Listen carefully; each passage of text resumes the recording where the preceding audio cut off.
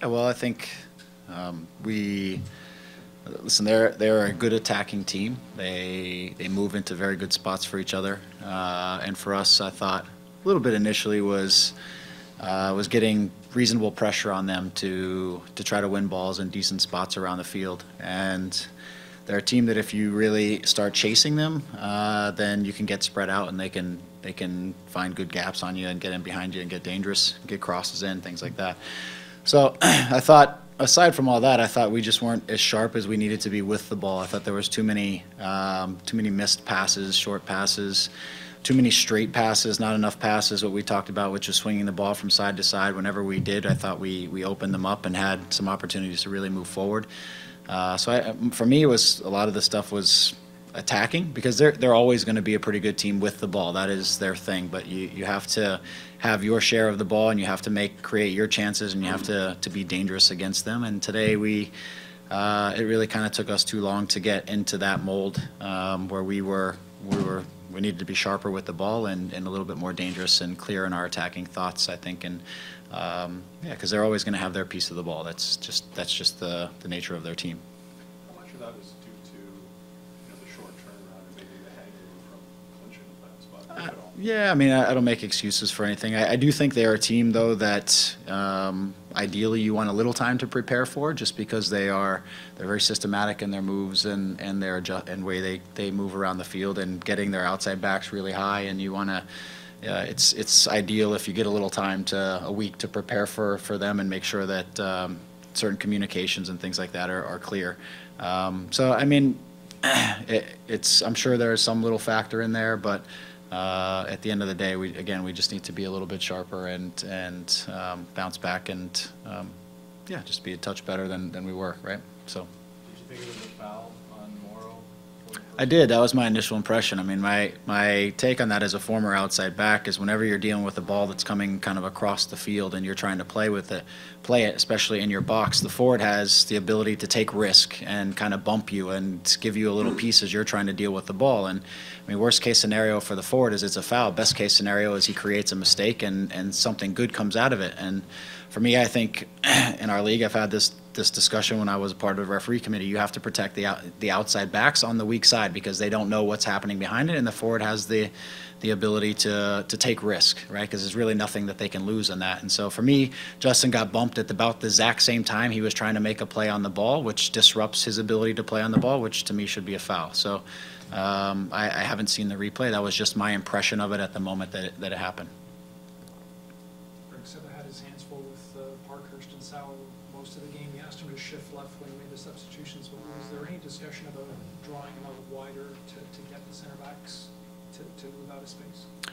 Yeah, I mean, that's when Seba's up there in sort of our initial shape, or when we have the two forwards, he has really the freedom to drift, to move around the field as he finds the spaces available to him.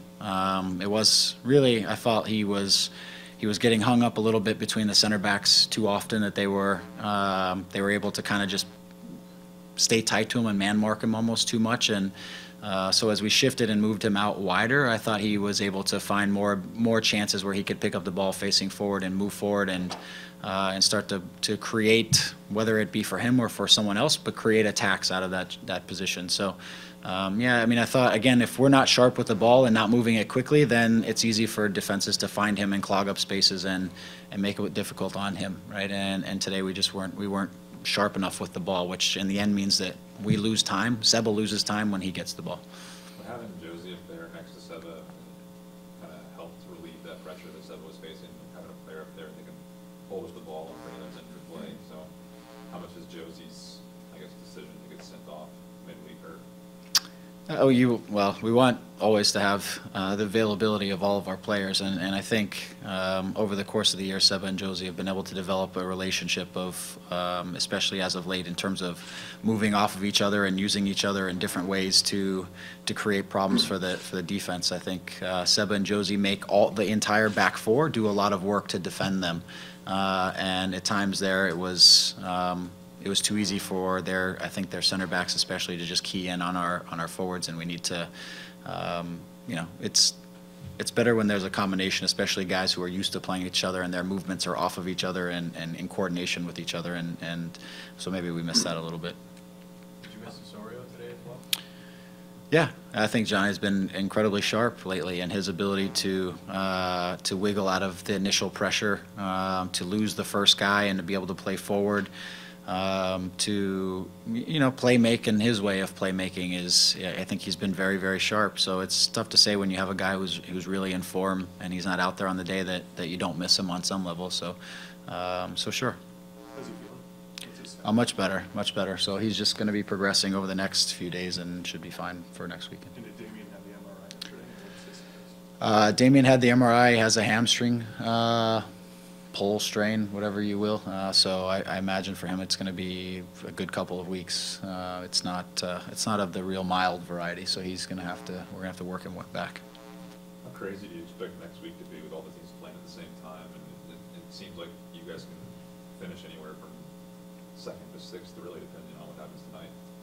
Yeah, I think it's going to be an interesting weekend. I mean, it's exactly what the league wants, not really what we wanted, but there should be a lot of interest. It's been amazing down the stretch how many teams have kept themselves sort of in the picture, and the spots haven't been sort of owned up for, if you will, or accounted for. And so there's a lot of jockeying that's going to go on in this last weekend, and so it makes it a little more interesting as you prepare for the week, because you want to play that game in a way that you can, for us, secure that first game at home. So it's not like you can rest anybody or anything. These games are important all the way to the end.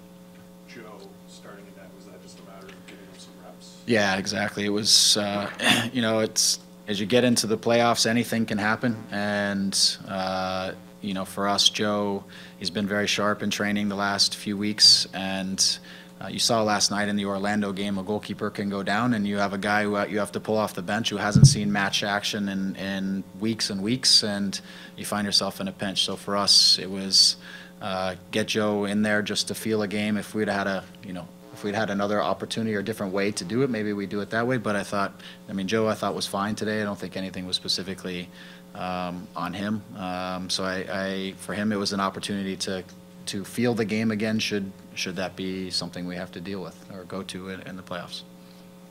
We got a lot of guys minutes. I think that's the positive out of this. Herc has gotten minutes in the last two. Luke came on and did very well when he came on. Robbie got himself back in the flow. We've got a lot of guys who I think are going to be match ready as we approach this final run. How do you think you guys match up with Montreal now with Drogba and Picture? What kind of, especially with Berkey out, what kind of problems does he present to your back four?